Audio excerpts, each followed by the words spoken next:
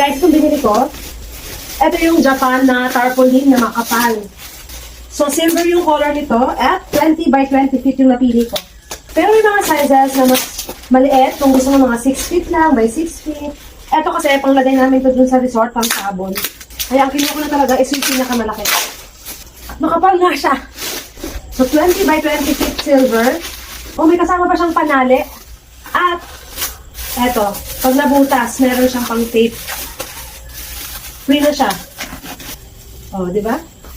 Kung makapal siya, ang pagka-sako niya, yung tarp niya. O, di ba? Ang kapal. Wow. In fairness, hindi ako lugi.